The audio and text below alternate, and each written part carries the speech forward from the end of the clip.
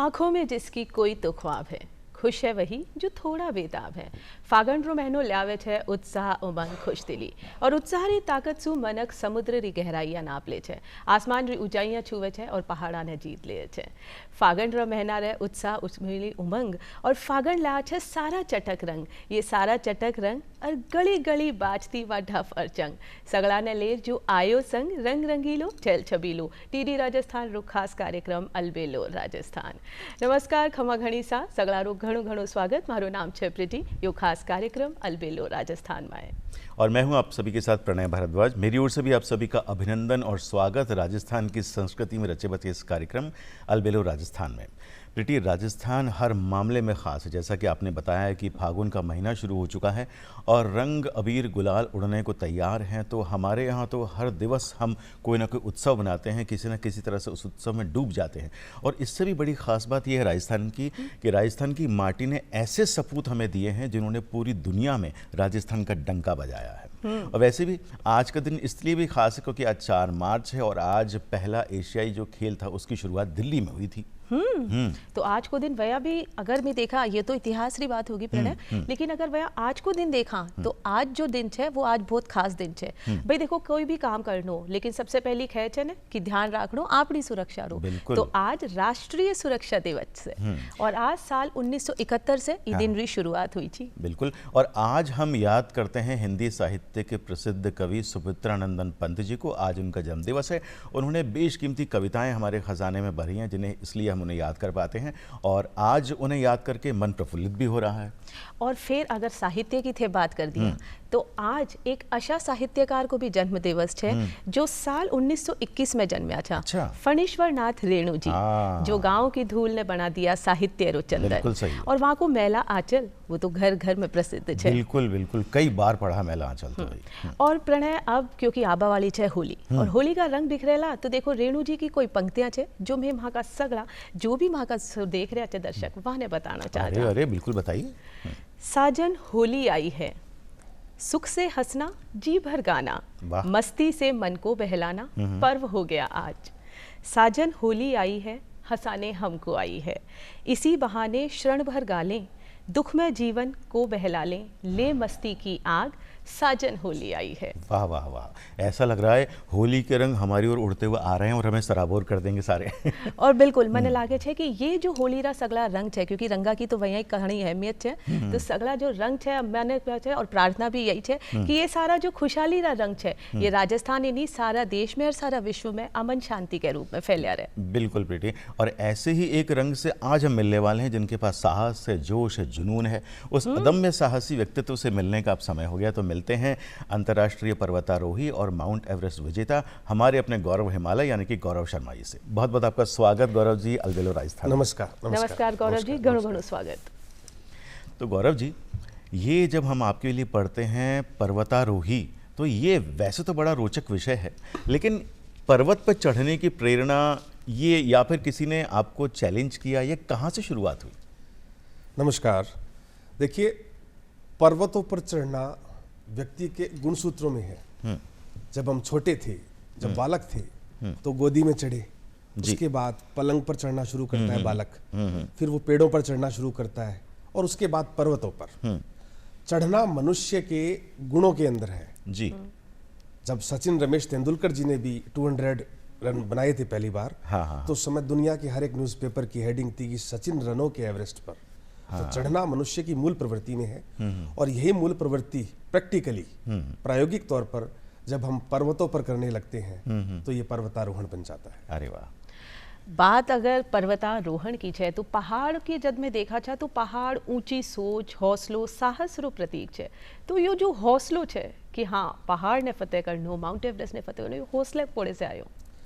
देखिए, मैं थाने इन बात को तरियाँ दूंगा कि सबसे पहली तो लोग विजेता कह दे वे, फतेह करनो कह दे वे। मैं पहली बार थाना आ बात बताऊंगा कि हम पहाड़ को फतेह नहीं करते, हम विजेता नहीं होते, हम सिर्फ सरवाइव करते हैं वहाँ पर।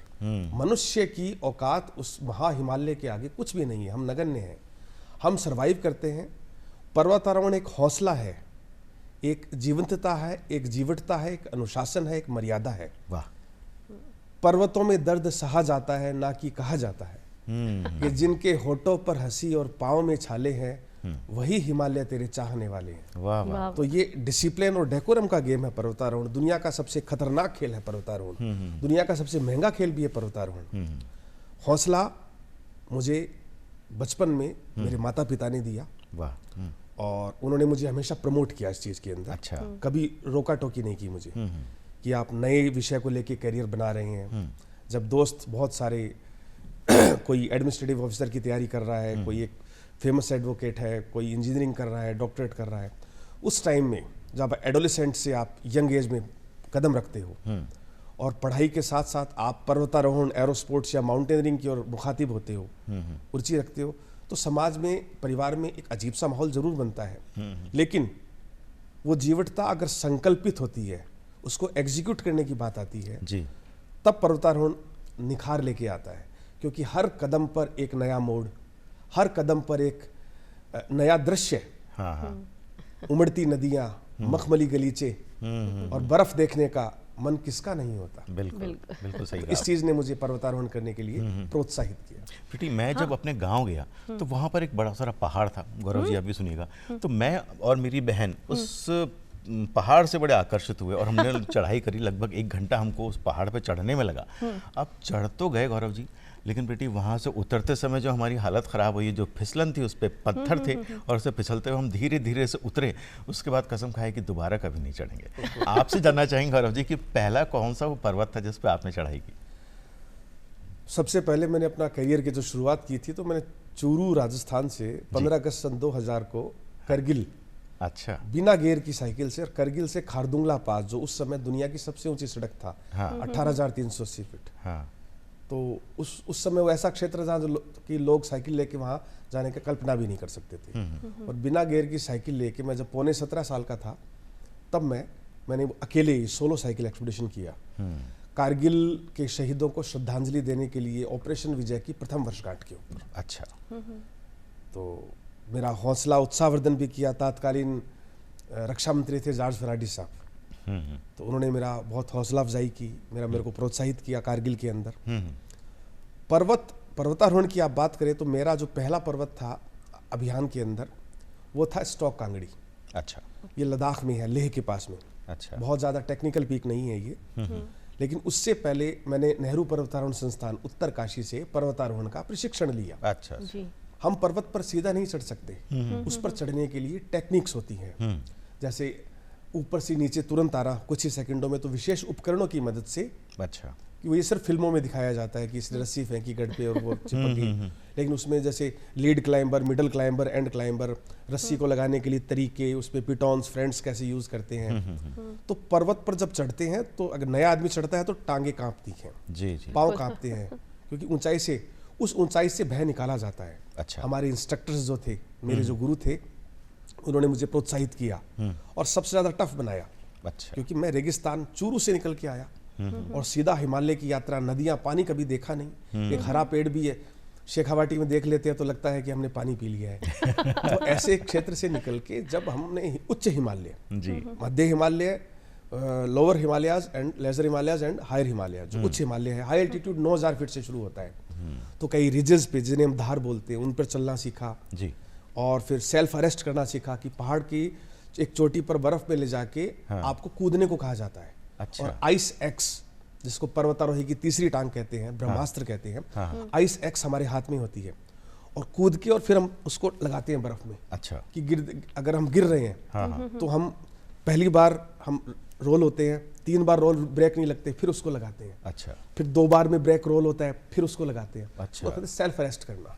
तो जब सेल्फ अरेस्ट करने में प्रवीणता दक्ष हो जाती है, दक्षता आ जाती है, उसके बाद फिर ऊंचाई का भय खत्म हो जाता है। अच्छा। कि हम किसी भी स्थिति में गिर नहीं सकते।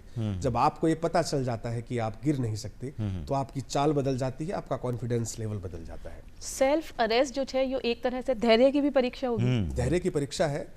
आप इतना बड़ा, कई बार लगता है कि मृत्यु सन्मुख है, लेकिन आपका कॉन्फिडेंस और आपकी प्रैक्टिस और उस समय एकाग्रता आपकी, जी, ये काम आती है। तो इन तीनों ही चीज़ों का हम जब सदुपयोग करते हैं तो वो चीज़ सेल्फ अरेस्ट में उसमें दक्षता हासिल हो जाती है हमें। जी जी। तो ये बेसिक कोर्स में सीखा। अच्छा। तो स्टॉक कांगड़ी सन 2003 में किया मैंने। पहाड़ उसके बाद बहुत सारे क्लाइम किए और लगभग जो पहाड़ पर्वतारोहण अभियान थे एक को छोड़ के ईश्वर ने सब में सफलता हासिल हुई। जी जी जी। तो वो पहला कौन सा समय था जब आपने माउंट एवरेस्ट फतेह करने की सोची और उसको फतेह भी किया? देखिए, एवरेस्ट, दुनिया में बहुत सारे पहाड़ हैं क्योंकि मैं लगभग जिन भेंटवार्ताओं में जाता हूं, लेकिन एवरेस्ट से संबंधित सबसे अधिक प्रश्न पूछे जाते हैं। जी जी। एवरेस्ट प्रसिद्ध है। एवरेस्ट दुनिया का सबसे ऊंचा पर्वत है। एवरेस्ट एक भव्य पिरामिडीय आकृति को लेके एक ऐसा पर्वत है जिसपे 2 देशों से आरोहण होता है। अच्छा। जो नॉर्थ साइड है वो है तिब्बत चाइना और साउथ साइड है वो है नेपाल। तो मैं 2008 में जब सेलेक्ट हुआ था तो उस टाइम में तिब्बत चाइना से जाने वाला था, but due to the security of Olympics in China, Olympic torch जानी थी तो उस रूट को क्लोज कर दिया फॉरेन क्लाइंबर्स के लिए। अच्छा। फिर मुझे 2009 में मौका मिला, तो फिनलैंड के लीडर थे मेरे और 8 सदस्यीय दल में मुझे मौका मिला 2009 में। और साउथ ईस्ट रिज जिसे कहते हैं, परंपरागत रास्ता है जहाँ से एडमंड हिलेरी और तेंजिंग नॉर्गे ने क्लाइम किया। जी। तो ये मेरा एवरेस्ट के लिए पहला अभियान था और पहले अभियान में ईश्वर ने मुझे सफलता दी। किस तरह की तैयारी आपने की थी? देखिए, मानसिक और शारीरिक दोनों। एवरेस्ट से चढ़ने से 3 साल पहले 2006 में मैं उत्तराखंड में एक पर्वत चढ़ रहा था, उसका नाम था DKD2 जी। द्रौपदी का डांडा 2, गढ़वाल में है ये। और मैंने पूरे एडवांस कोर्स किया था सेकंड टाइम प्रैक्टिस के लिए। तो मेरे कॉन्ड्रोमलेशिया, मेरा दायां जो घुटना था वो घायल हो गया था। उसके बाद मैंने वो माउंटेन क्लाइम किया। अच्छा। और 7 दिन उतर के आया घुटना खराब होने के बाद में। तो घुटने में मेरी बहुत ज़्यादा पीड़ा हो गई थी। अच्छा। पेन किलर्स ने काम करना बंद कर दिया था और 1-1.5 साल लगभग मैं बेड रेस्ट पे रहा। ओह। तो एक पर्वतारोही है, एक स्कीइंग करने वाला, एक फुटबॉलर, और उसका अगर घुटना खराब हो जाए तो आप इमेजिन कर सकते हैं वो किस प्रकार के डिप्रेशन से वो निकलता है। पर मेरी माँ ने खूब अच्छी मालिश की मेरे घुटने की। अच्छा। जबकि डॉक्टर्स ने मना किया था कि मसाज इज रेस्ट्रिक्टेड। अच्छा। लेकिन उन्होंने अपनी तरीके से इलाज किया। हाँ हाँ हाँ। और मैं फिर खड़ा हुआ और फिर 2009 में मैंने एवरेस्ट अभियान किया। एवरेस्ट करने का तो मैं बहुत पहले सोच चुका था, पर उसे एक्सपोजर नहीं दिया था ज़्यादा। मन में प्रण था कि माउंट एवरेस्ट पे चढ़ाई करनी है। बात भी करता था, उपहास भी उठता था कई बार। तो सन 2000 में जब मैं कारगिल से वापस आया था, उस समय मैं सोच चुका था कि मुझे माउंट एवरेस्ट क्लाइम करना है। अच्छा अच्छा अच्छा अच्छा। और लेकिन एक बहुत अच्छा मेरे गुरु की जो मैंने सुनी बात, आजकल ये मैं संदेश और युवाओं को भी दूंगा कि आजकल लोग एक कोर्स करके आते हैं और सीधा प्रसिद्धि पाने के लिए एवरेस्ट चढ़ना चाहते हैं। ऐसा बिल्कुल नहीं करना चाहिए। एवरेस्ट में पेशेंस की परम परीक्षा होती है। उसमें हाई एल्टीट्यूड में, जैसे मैं और आप अभी बैठ के इस स्टूडियो में बातचीत कर रहे हैं जी। एवरेस्ट में जब हम, एवरेस्ट या किसी भी पर्वतारोहण में जब हम 20,000 फीट से ऊपर होते हैं, तो हमारा व्यवहार ऐसे नहीं रह जाता जी। बहुत बार हेलुसिनेशन होता है, मति भ्रमित होती है। अच्छा। लैक ऑफ ऑक्सीजन होता है। डिसीजन पावर पे असर पड़ता है। अच्छा अच्छा। फ्रॉस्ट बाइट, कोल्ड इंजरीज होती हैं। हम सरवाइव भी नहीं कर सकते। पानी पीना या शौच जाना भी एक जद्दोजहद हो जाता है। जी जी जी। तो हम ऐसे डिस्कस नहीं कर सकते वहाँ बैठ के एक दूसरे के साथ में। हमारा डिस्कशन इतना इजी नहीं होता है। व्यवहार में फर्क आ जाता है, अंतर आ जाता है। तो पहले ऐसा करके पर्वतारोहण कम से कम 3, 4, 5 अभियान कीजिए। अच्छा। 20,000 फीट की, 6,000 मीटर की पीक है, 6,500 मीटर की पीक, 21-22,000 फीट तक जाना। वहाँ पर आपका एक्सपीरियंस क्या कहता है, फिर वापस आना, चाहे सफल होते हैं या नहीं होते हैं।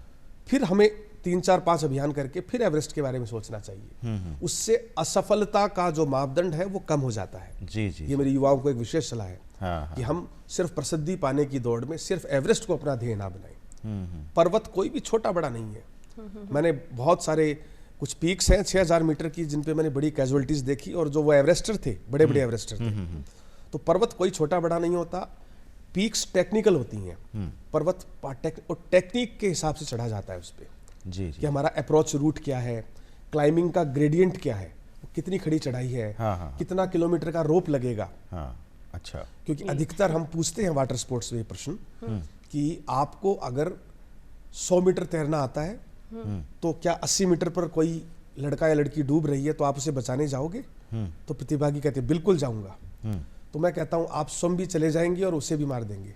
अच्छा। क्योंकि आपको 100 मीटर आता है, 80 मीटर आप जाएंगे, 80 मीटर वापस आएंगे, 160 मीटर हो गया।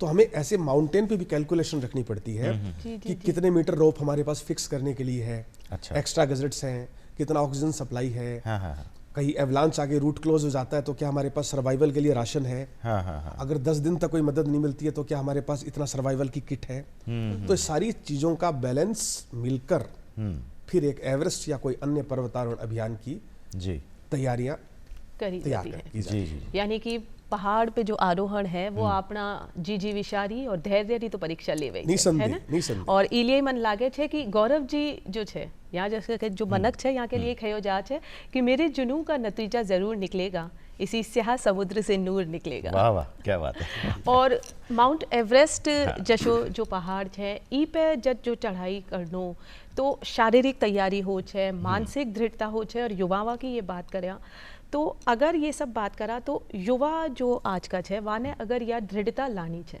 तो कहीं करना पड़े। देखिए बहुत अच्छा प्रश्न है आपका प्रीति जी। देखिए हम बहुत लंबे समय से सिर्फ एंड्रॉयड की दुनिया में जी रहे हैं। किसी को गुलदस्ता हम एंड्रॉयड से भेज देते हैं, चिट्ठी लिखनी बंद हो गई। हाँ। एलर्जीज बढ़ रही हैं। एलर्जीज इसलिए बढ़ रही है क्योंकि हमने ग्राउंड में उतरना छोड़ दिया है। बिल्कुल। और आफ्टर कोरोना इफेक्ट्स में एक बहुत नेगेटिव इफेक्ट है कि हम एक दूसरे से मिलना बंद कर दिया है, कम कर दिया है। हम ऑनलाइन ज्यादा मिल लेते हैं। बिल्कुल बिल्कुल। तो जब हम ऑनलाइन काम शुरू करेंगे तो हमारा फिजिकल वर्क नहीं होगा, हम ग्राउंड्स में नहीं जाएंगे तो हमारा फिजिकल वर्क नहीं होगा, फिजिकल वर्क नहीं होगा तो हमारा स्टेमिना कम होगा। तो सबसे पहले यूथ के लिए, युवाओं के लिए जो आपका प्रश्न है, आप ग्राउंड्स में आइए, आप एडवेंचर कैंप्स कीजिए। और साल में एक बार, ना सिर्फ युवाओं को, प्रौढ़ हैं, बड़े हैं, वृद्ध हैं, उनसे भी मेरा एक निवेदन है कि वर्ष में एक बार आप चाहे नदी किनारे आप बैठिए, सेल्फ कुकिंग कीजिए और सेल्फ मैनेजमेंट कीजिए। उससे निर्णय क्षमता विकसित होती है। साहसे श्री प्रतिवस्ती, सक्सेस लाइज इन करेज, हमारे संस्थान निम की ये हेडलाइन है, नारा है ये। तो जब हम नदी किनारे सेल्फ कुकिंग करते हैं, स्वयं भोजन बनाते हैं और आप ठंडे पानी में नहाते हो, ठंडे पानी में हाथ आपको स्पर्श चिकित्सा मिलती है। आप प्रकृति में जाते हो, आपकी एलर्जीज कम होती हैं। हरियाली में जाते हो तो ऑक्सीजन लेवल लंग्स में जाता है। तो ये सब चीजें आपको प्रोत्साहित करती हैं कोई भी जीविका या जीवटता वाला कार्य सिद्ध करने के लिए। हम जितना फील्ड में उतरेंगे, प्रैक्टिस करेंगे तो आपका कॉन्फिडेंस लेवल बूस्टअप होगा। और जब कॉन्फिडेंस लेवल बूस्टअप होता है हमारा, तो हम किसी भी बड़े कार्य को करने के लिए निर्णय ले सकते हैं और उसको एग्जीक्यूट कर सकते हैं। कॉन्फिडेंस जो है ना उनसे मिले है पुरस्कार। बिल्कुल। और जो गौरव जी थे वहाँ का पुरस्कार की फेहरिस्त तो बड़ी लंबी है। बिल्कुल, वीरता पुरस्कार आपने लिया है, रेड एंड वाइट वीरता पुरस्कार है ना, घना सारा जो पुरस्कार चाहिए है। तो वो एक सम्मान जो सबसे पहली मिलियो और जब वो मिलियो तो लाग्यो कि हाँ जो रास्तों में पकड़ियो छू वो रास्ता को। देखिए सम्मान और पुरस्कार जो एक किसे अच्छा नहीं लगता, सबको अच्छा लगता है। सम्मान पुरस्कार जो सोसाइटी देती है, सरकार देती है, संस्थाएं देती है, जो भी देता है तो उससे प्रोत्साहन तो निसंदेह मिलता है।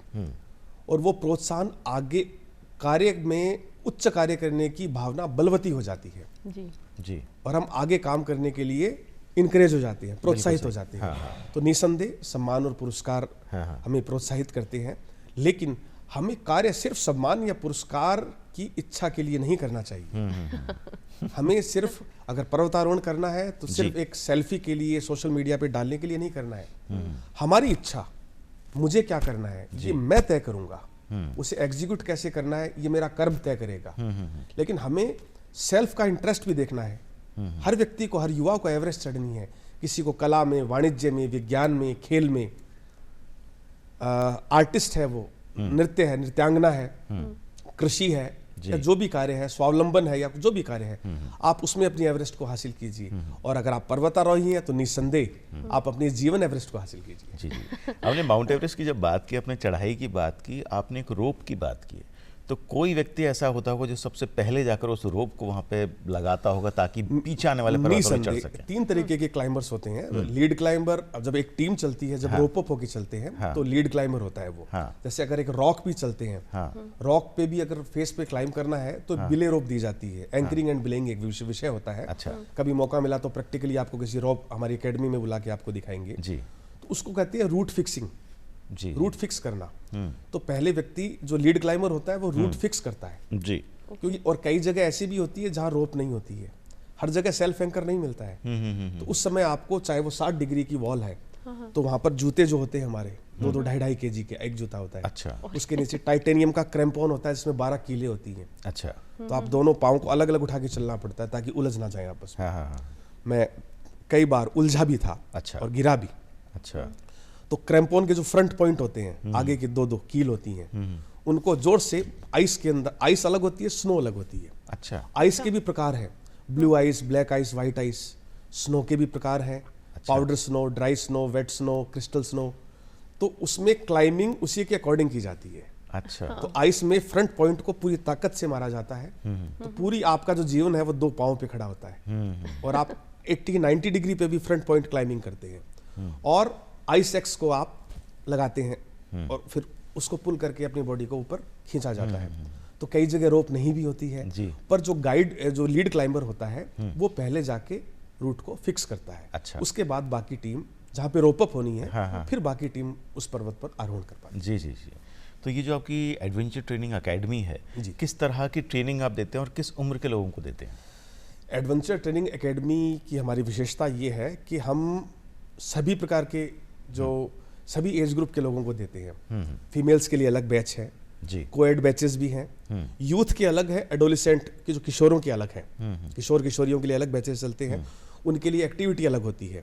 उनको इनकरेज करने वाले सॉफ्ट ऑब्स्टेकल्स है, जैसे आर्टिफिशियल वॉल क्लाइंबिंग है जी, और वी ब्रिज, बर्मा ब्रिज, ऊंचाई से भय खत्म करने के लिए उनको अच्छी एडवेंचर की डॉक्यूमेंट्रीज दिखाना, एक दिन नाइट आउट करवाना, जंगल सफारी करवाना। अच्छा। और उसके अलावा फॉरेस्ट आर्चरी करवाना। उससे बड़ा जो यूथ है, जो एज ग्रुप जब बढ़ता है तो उनको एंकरिंग ब्लेइंग करवाते हैं रॉक्स के ऊपर हम लोग, और जिसे जिप लाइन कहा जाता है आजकल। अच्छा। वो जिप लाइन करवाते हैं। हाँ। टेवलिन ट्रेवर्सिंग कहते हैं टेक्निकली इसको। जी जी जी। गांठ लगाना रस्सियों में, नोट प्रैक्टिस करवाते हैं और एक रात कैंप में रखते हैं। अच्छा। 1 नाइट। अच्छा। ताकि वो अपने मदर फादर से दूर होते हैं, पहली बार रात को रुकते हैं, कुछ उधम मचाते हैं। हाँ, बच्चे हैं। हाँ। बच्चों को एक साथ नियंत्रित करना मेंढकों को तोलने के बराबर होता है। तो मुझे बड़ा मजा आता है इस काम में। तो जो वो नया कुछ सीख रहे होते हैं। हाँ। तो उनके एक साथ बार था ना टोकड़ो चावली कि जो थे मेंढका ने तोलो चो, तो कशी उम्र से ये मेंढक था करने आकर सके थे? 9 साल से 8-9 साल से स्टार्ट होते हैं बच्चे। सबसे छोटा एज ग्रुप है वो 8 साल से 12 साल, फिर 12 से 16 और फिर 16 वर्ष से ऊपर के। अच्छा। जो युवाओं की जो कहा गया है उसको 17 से और 34 साल तक युवा हैं, और बाकी बहुत से लोग ऐसे भी हैं जो युवा मानते हैं लेकिन है नहीं। तो वो एक हंसी की बात है। तो ऐसे भी युवा हमारे पास आते हैं। हाँ। और कुछ प्रौढ़ लोग भी आते हैं। एनडीआरएफ, एसडीआरएफ की टीम्स भी आती हैं। अच्छा। उनको थोड़ा हाई प्रोफाइल कोर्सेज होते हैं, जैसे रोप रेस्क्यू। अच्छा, उन्हें भी आप ट्रेनिंग देते हैं? हाँ, निसंदेह। अच्छा। तो उनका रोप रेस्क्यू कोर्स होता है जी। चट्टानों के ऊपर कैजुअलिटी को, मतलब उसको माना जाता है, किसी को कैजुअलिटी माना जाता है, उसको पीछे बांध के फिर ऊपर से रैपल डाउन करना। अच्छा। और पीछे बांध के एसेंडिंग ऑर्डर में नीचे से ऊपर जुमार लगा के ऊपर क्लाइंब करना। अच्छा। तो कि कैजुअलिटी हो जाए तो हम क्या करेंगे, क्योंकि पुलिस प्रशिक्षण लेती है इस चीज का। कोई आप देखते हो कि कुएं में कभी कोई गिर जाता है, दुर्घटनाएं गांवों में होती हैं, तो उसको तुरंत बाहर कैसे लाया जाए। तो रोप डाल के अंदर खुद को सेल्फ एंकर करना सीट हार्नेस के साथ, फिर उसको भी एंकर करना, फिर ऊपर लेके आना।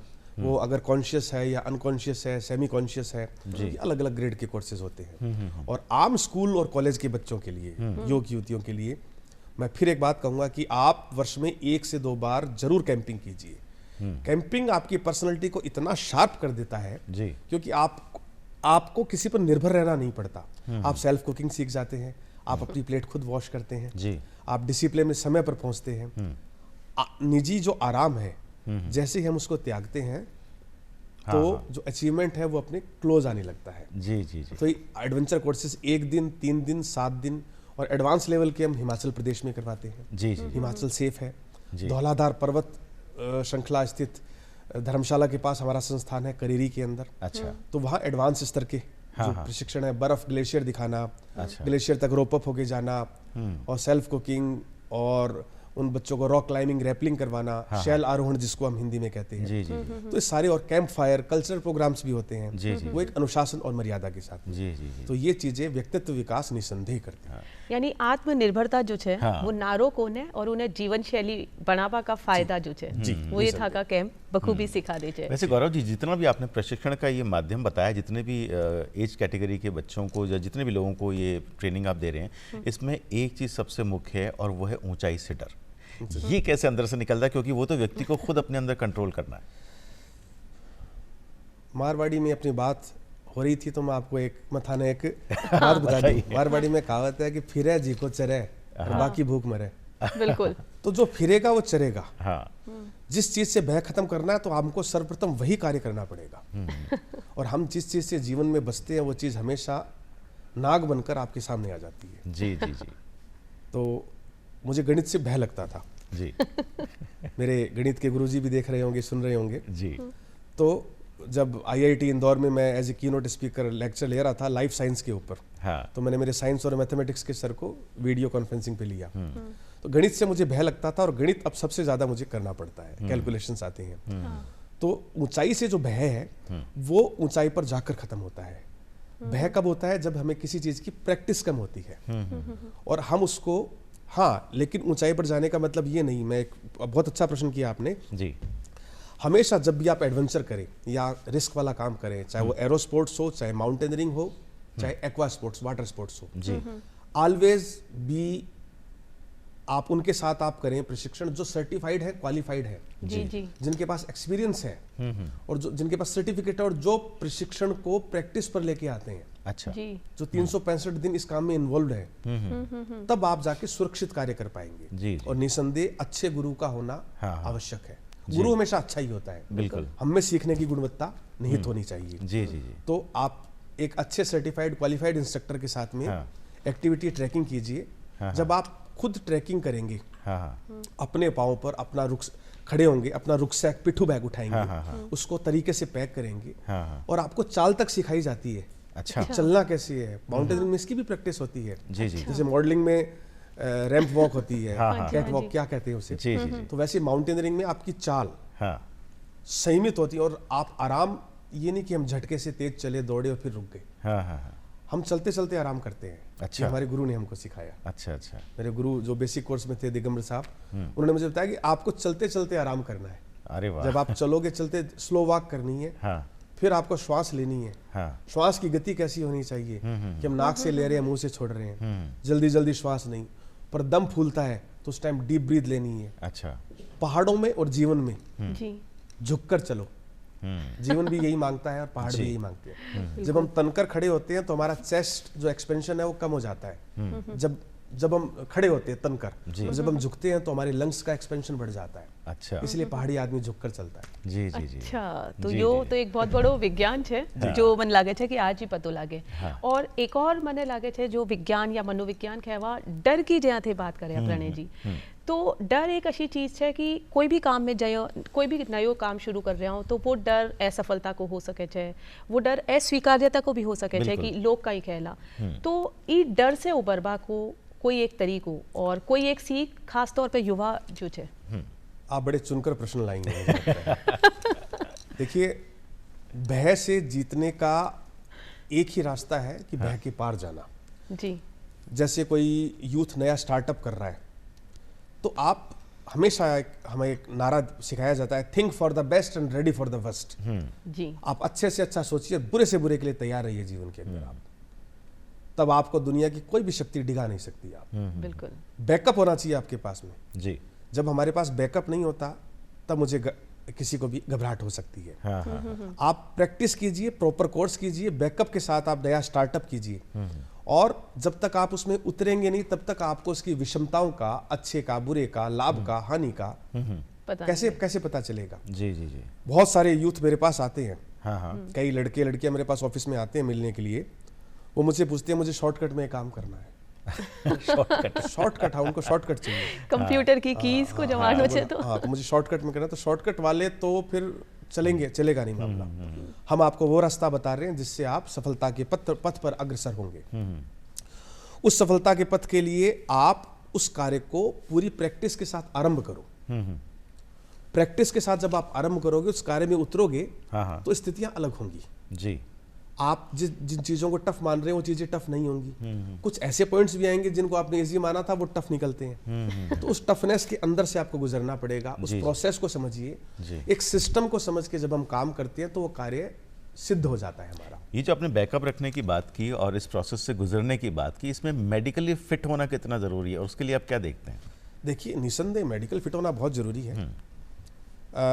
आपके फेफड़ों की जो कैपेसिटी है, चाहे वो कोई भी काम, आप व्यापार में गद्दी पर व्यापारी बन के बैठे हैं आप, तो भी फेफड़ों का अच्छा होना जरूरी है आपको। मेडिकली फिट आपको फिजिकल एक्सर्शन और तनाव से गुजरने की प्रैक्टिस होनी चाहिए। जब हम उस प्रैक्टिस में दक्ष हो जाते हैं तब वो तनाव नहीं रहता। दिनकर जी की पंक्तियां है कि खम ठोक ठेलता है जब नर, पर्वत के जाते पांव उखड़, मानव जब जोर लगाता है पत्थर पानी बन जाता है। तो ये प्रैक्टिस पर है। युवा, जो मूल उत्तर है मैं आपको इस बात का देता हूं। देखिए, 3 स्टेजेस होती हैं। हाँ। आपने यूथ के लिए जो प्रश्न पूछा मुझसे कि उस भय को कैसे खत्म करें, असफलता के डर से कैसे निकले। दुनिया का कोई भी राज करना, किसी भोग को भोगना, लग्जरी लाइफ में जाना, बड़े अचीवमेंट को लेना, किसकी चाहत नहीं होती। बिल्कुल। पहली चीज होती है इच्छा, सबकी होती है जी। इच्छा के बाद जो दूसरी स्टेज आती है, उसमें से 75% लोग बाहर निकल जाते हैं। वो होती है निर्णय, डिसीजन। और डिसीजन पे आने के बाद में फिर 20% लोग बाहर निकल जाते हैं। और तीसरी स्टेज होती है संकल्प जी। संकल्प एक शब्द है पुरुषार्थ।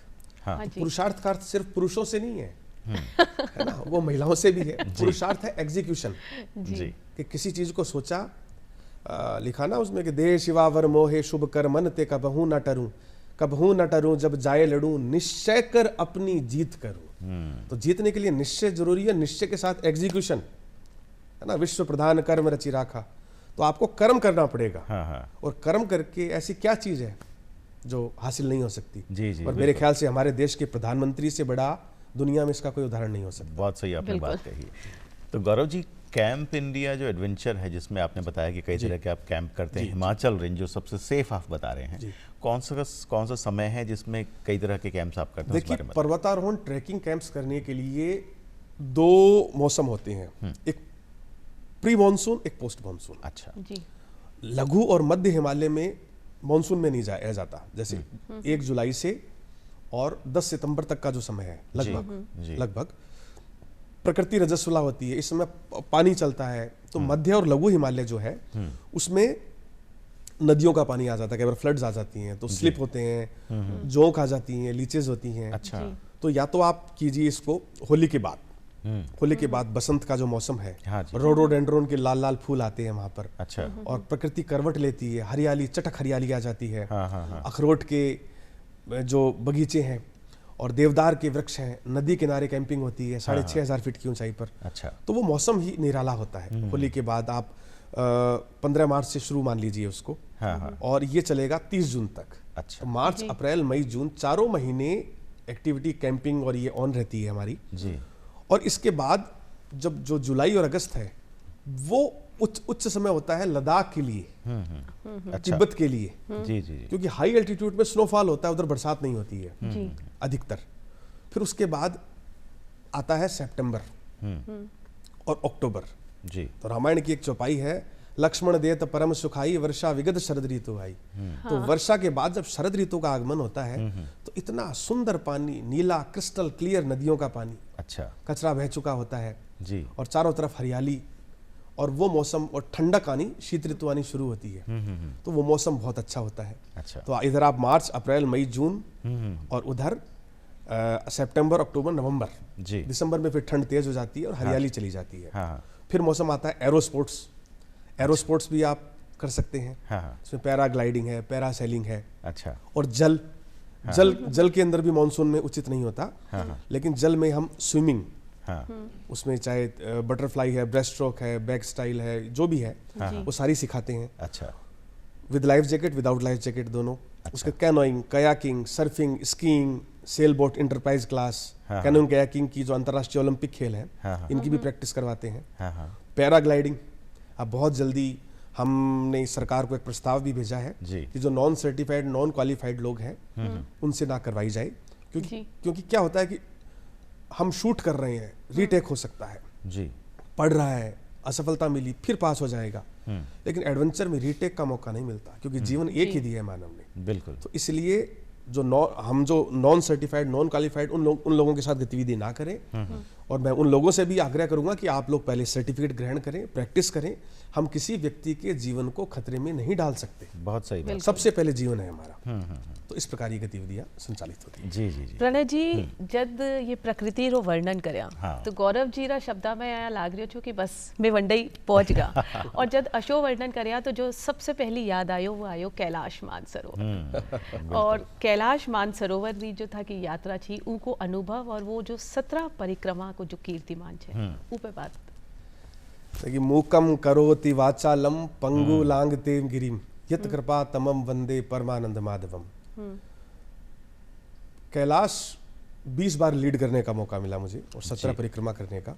इंडिया से 20 बार एज ए लीडर गया मैं कैलाश मानसरोवर यात्रा। वो भगवान शिव का महासिंहासन है। बिल्कुल सही। 96 किलोमीटर की परिधि मानसरोवर की, सर्कमफ्रांसिस, और कैलाश पर्वत 22,500 फीट ऊंचा खड़ा। कैलाश जैसा भव्य और सुंदर पर्वत इस दुनिया में, पृथ्वी पर नहीं है। निसंदेह वो भगवान शिव का महासिंहासन है। उसके पास डोलमा पास, और डोलमा पास के पास एक्चुअल गौरी कुंड जी। तो कैलाश के बारे में आपने जब प्रश्न पूछ ही लिया, 5 साल बाद वापस आरंभ हो रहा है, आपको जानकर प्रसन्नता होगी। अच्छा। 2019 में कैलाश भारतीयों के लिए बंद हो गया था। एक बार थाने टोकनो चाहूंगी कि इतने था कि यात्रा से पहले आप क्योंकि शुरू हो रहे हो तो जरा यो भी बताना पड़ेलो कि वनडे जाबा के लिए जो जरूरत है, मतलब कहीं शारीरिक योग्यता अगर कोई जानो चाहे। सबसे पहली शारीरिक तो है ही है, शारीरिक से पहले भी सबसे पहली जी की चीज की आवश्यकता है वो है पासपोर्ट। क्योंकि माना 2 देश पार करना पड़े, तो सबसे पहले आपको पासपोर्ट रेडी करना है। फिजिकल फिटनेस, आपकी जो आयु है वो 65 या 70 से ऊपर ना हो, और चलने की प्रवृत्ति आपकी अच्छी होनी चाहिए, क्योंकि हाई एल्टीट्यूड पे 10-12 दिन रहना पड़ता है। हम एक हेलीकॉप्टर से करवाते हैं, वो 10 दिन की यात्रा है, और 14 दिन की है जो ओवरलैंड है। यहाँ से काठमांडू जाके फिर ओवरलैंड बाई बस या वोल्वो से होती है जी। हम कुछ भी नहीं कर रहे, हाई एल्टीट्यूड में 5 घंटा बस में बैठे हैं, लेकिन जब 15,000 फीट से ऊपर आप बैठे भी हो तो बैठे बैठे भी थकान हो रही है। बिल्कुल बिल्कुल। क्योंकि उच्च तुंगीय यात्रा है ये, हाई एल्टीट्यूड है। तो उसके लिए पेशेंस। मेरे साथ बहुत सारे वीआईपी भी जाते हैं जी। तो हम जब कैलाश में जाते हैं तो वहाँ कोई कोई ठेला लगाने वाला है, या कोई कैबिनेट मिनिस्टर है, कोई ब्यूरोक्रेट है, या फिर कोई बड़ा उद्योगपति है, भोलेनाथ के लिए सब बराबर है जी। और ऐसे ही टीम लीडर को भी सोचना चाहिए।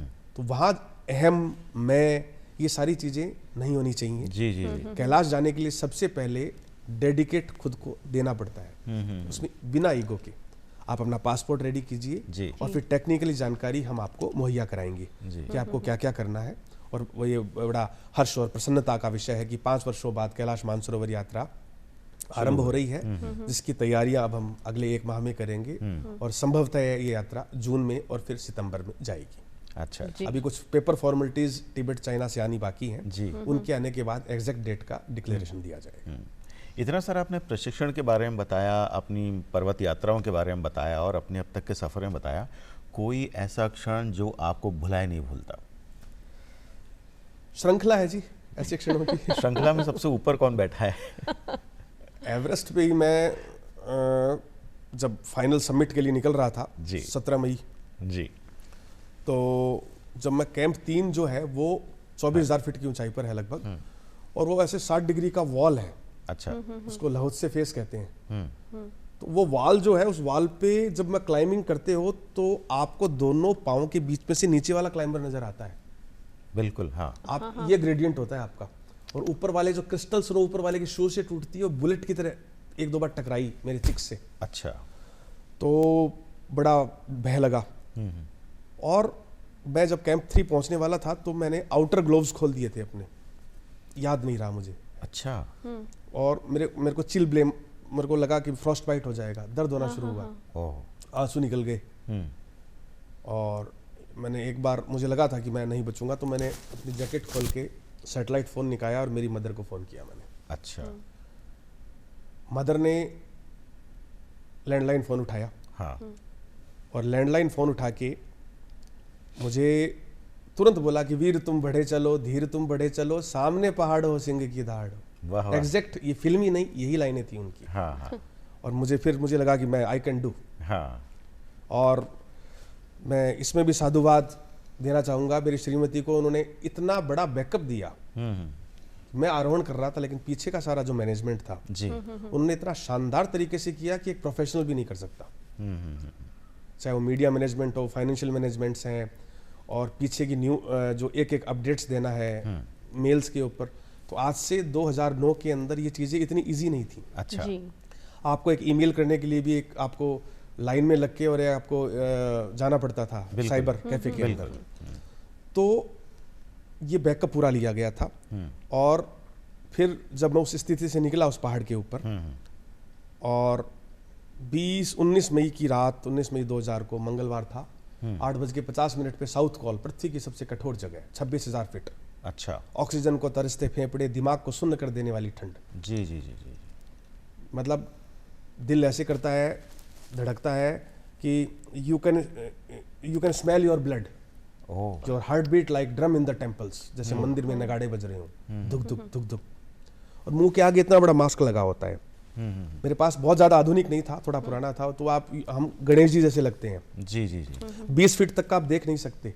20 फीट पहले का डिसाइड करना पड़ता है कि वहाँ पे क्लाइंबिंग कैसे करनी है मुझे। अच्छा। मेमोरी में डाल के अंदाजे से। इतना आगे आता है तो नीचे का नहीं देख पाते उसको। तो वो स्थिति थी।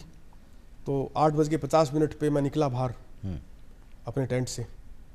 शेरपा लाकपा रांगडू, जिनका सहयोग मैं कभी भूल नहीं पाऊंगा। अरुण एक्सपीडिशन से मैंने ये पूरी एवरेस्ट की प्रिपरेशन और ये एक्सपीडिशन किया था।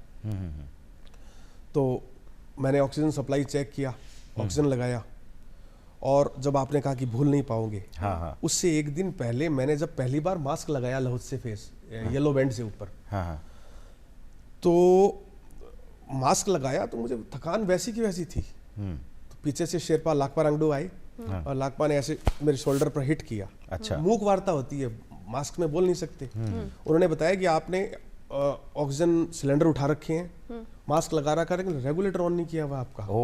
तो जब उन रेगुलेटर ऑन किया, तब 5 मिनट में थॉट्स आने शुरू हो गए। जान में जान आई। आप इमेजिन करेंगे कि ऑक्सीजन में ना कोई रंग होता है, ना कोई खुशबू होती है।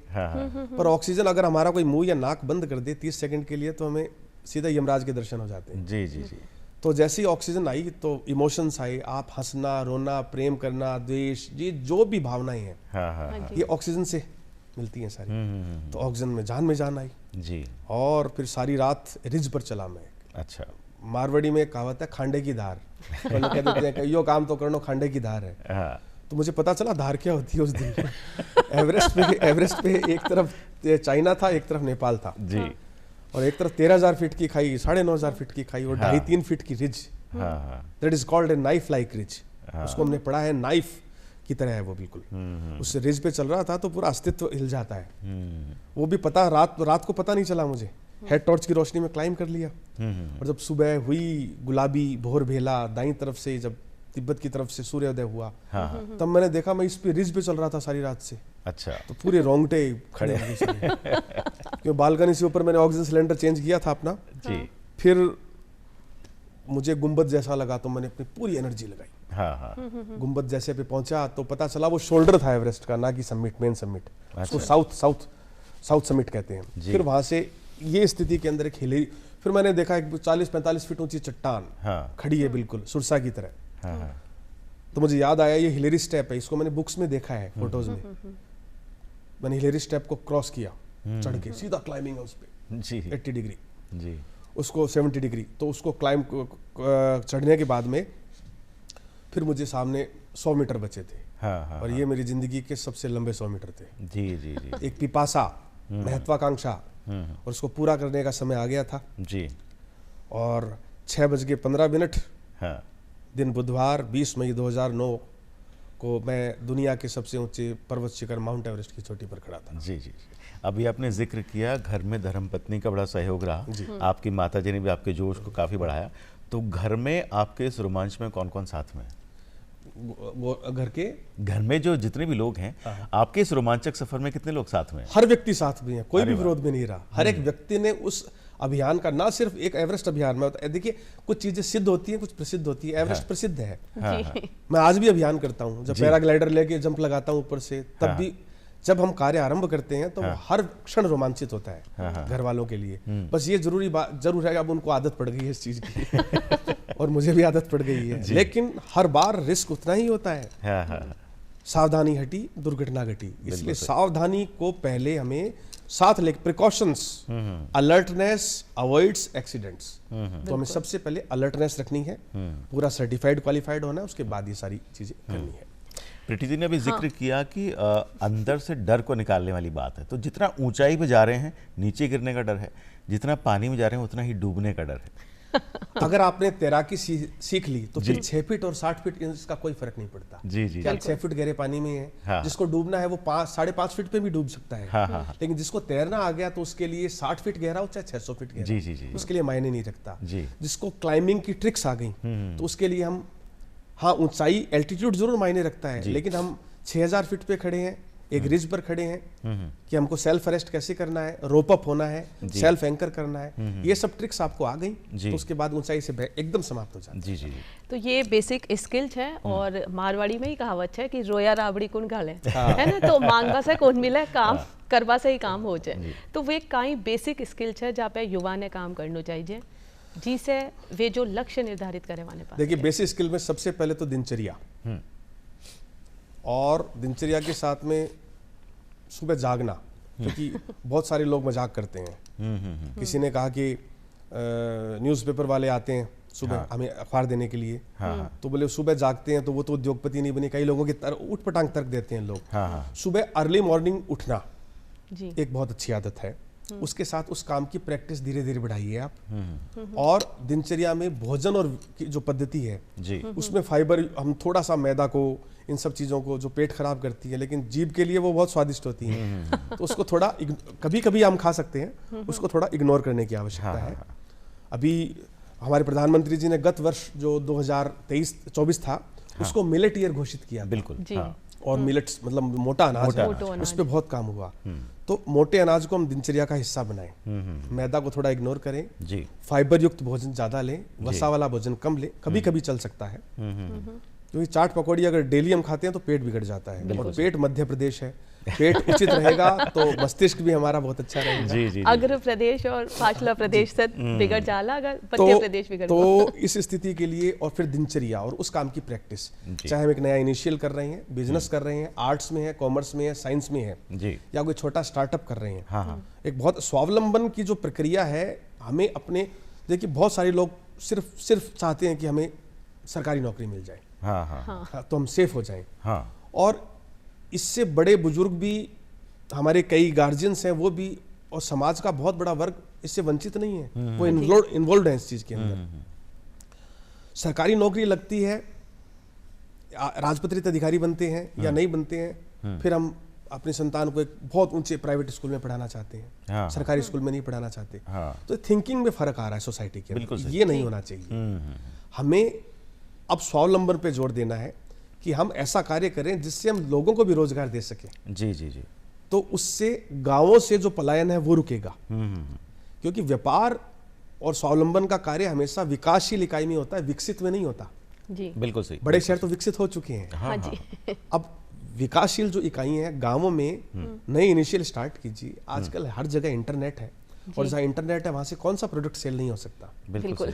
और सिर्फ एक क्रिएटिविटी की आवश्यकता है। अगर हम स्वावलंबन पर बल देते हैं, जल भी बिकता है, ऑक्सीजन वायु भी बिक रही है, माटी भी जा रही है, बजरी भी जाती है, सीमेंट भी जाता है।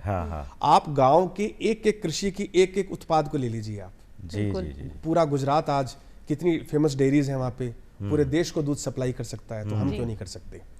हम में अगर स्वावलंबन का बल आएगा, युवा ये प्रण ले कि हम रोजगार देने वाले बनेंगे, तो निसंदेह समाज में और राष्ट्र में एक बहुत बड़ा परिवर्तन होगा और युवाओं का उत्थान होगा। बिल्कुल, और युवाओं का जो उत्थान होलो तो મને લાગે છે હાર્ડ વર્ક ઉકે साथ साथ जरूरी છે स्मार्ट वर्क। स्मार्ट वर्क, तो ई के लिए कई टिप्स देवला? देखिए स्मार्ट वर्क है प्रैक्टिस्ड वर्क, और ऐसे स्मार्ट वर्क का अर्थ ये हुआ, आजकल बहुत लोग एआई आ गया है आजकल, तो लोग उस सब्जेक्ट को मोबाइल पे डालते हैं, उसका पूरा आर्टिकल आ जाता है, कट कॉपी पेस्ट करके उसको सीधा डाल देते हैं, but that is not a smart work, क्योंकि उसमें होमवर्क नहीं किया हुआ है। हम अध्ययन करने से बच रहे हैं, इसको पूरा पढ़ना पड़ेगा, तो कट कॉपी पेस्ट कर देते हैं। तो स्मार्ट वर्क का अर्थ है कि हमने अपनी प्रैक्टिस को इतना अच्छा किया है, हमने अलग अलग चीजों का संकलन करके एक ऐसी पृष्ठभूमि तैयार की है कि जो सोसाइटी को एक अच्छी शिक्षा दे सकता है, एक अच्छा संदेश दे सकता है, और अधिक काम को कम समय में करने का तरीका, क्योंकि काम करने से ज्यादा मजबूत कठोर चीज है काम करवाना। बिल्कुल। तो काम करवाने के लिए आपको स्वयं को काम करना भी आना चाहिए, तब वो एक्चुअल स्मार्ट वर्क कहलाएगा।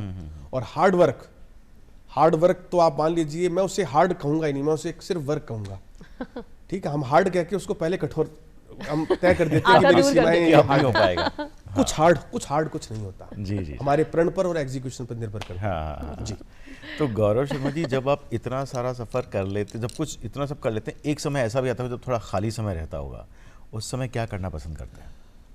आपको आश्चर्य होगा, मैं प्रशंसा से अभिभूत होकर नहीं बोल रहा, लेकिन ऐसा समय नहीं आता कि जब मैं खाली होता हूँ। वाह, ये बहुत अच्छी बात। ऐसा समय आता ही नहीं है मेरे पास में। और મને લાગે છે यह बहुत बड़ी बात है, क्योंकि आजकल मतलब और ज़्यादातर जो सबसे ज़्यादा अफसोस है में कि एक मतलब थोड़ी एक बुजुर्ग आबादी और बच्चा भी जो कहे बोर होगा, कहीं करा कोई काम ही कोने, और फिर भी अगर संगीत की बात, मैं संगीत पसंद करता हूँ। अच्छा। और जब शांत होता हूँ तो मैं जहाँ पे हमारा एडवेंचर कैंप है, नदी बहती है, उसके पास बैठ के बांसुरी वादन करता हूँ। क्या बात है। तो कुछ गुनगुनाते भी हैं?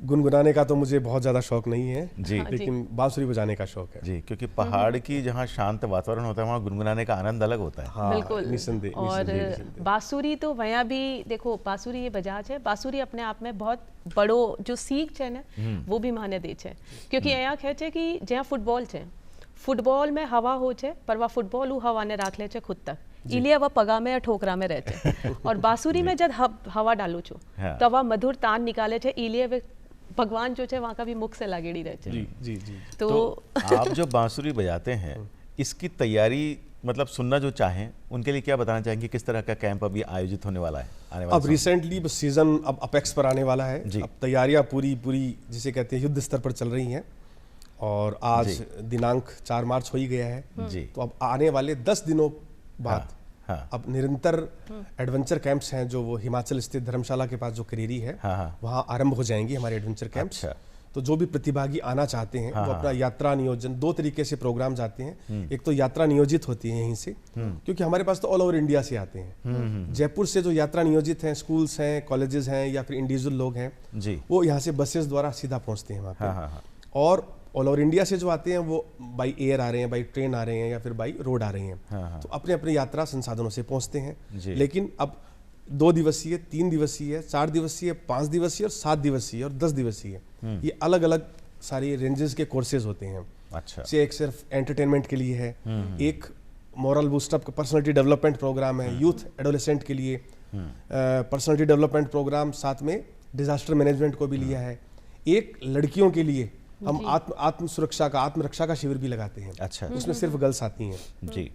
तो उसमें छोटे स्तर पे मार्शल आर्ट्स और rock climbing, rappelling, disaster management और ट्रैकिंग, लोड लेके पीछे चलना, पहाड़ों में बैलेंस बनाना और सरवाइव करना, ये सारी, और मेडिसिन के बारे में उनको मेडिकल एड भी बताते हैं कि फर्स्ट एड में क्या क्या चीजें होती हैं। कुछ दवाइयों के सॉल्ट्स के बारे में बताते हैं कि अगर इस प्रकार की स्थिति गाँव में पड़ जाती है या रिमोट एरियाज में है तो क्या करना चाहिए। जी जी जी। और बड़े लोगों के लिए भी एडवेंचर कैंप्स हैं। तो ये अब सब विद इन 10 डेज स्टार्ट होने वाला है जी। और मैं तो सभी से आग्रह करूंगा, इसलिए नहीं की व्यापारिक सोच है, इसलिए कि हमें एडवेंचर करना चाहिए। बहुत अच्छी बात। जो एडवेंचर करेगा उसका मन बलिष्ठ होगा, शरीर बलिष्ठ होगा। तो प्रीति जी, ये जो गौरव जी कैंप लगाने वाले हैं, हम उसमें चलने की तैयारी करते हैं। बिल्कुल तैयारी तो करा, और क्योंकि ये समय की बात करे तो समय विदा लेबा को चाहिए। लेकिन गौरव जी जो आज मने लागे छे कि कोई भी अशो वर्ग कौन हो लो, बच्चों बूढ़ो जवान जो आज प्रेरणा कौन पाए होलो, और एक बार फिर से नयो जीवन मिल गयो, नई सोच मिल गई होली। गौरव जी का ही एक संदेश देना चाहोला? युवाओं को खासकर और सभी को मेरा एक संदेश है कि आप इनिशियल अपने कार्य को आरंभ कीजिए। बहुत ज़्यादा ओवर थिंकिंग नहीं करनी है और फील्ड्स में उतरना है। जो मैंने पहली बात बोली थी उन्हीं को संक्षेप में मैं रिपीट कर रहा हूँ कि आप फील्ड में उतरिए, सिर्फ हमें फ़ोन से चिपके नहीं रहना है जी।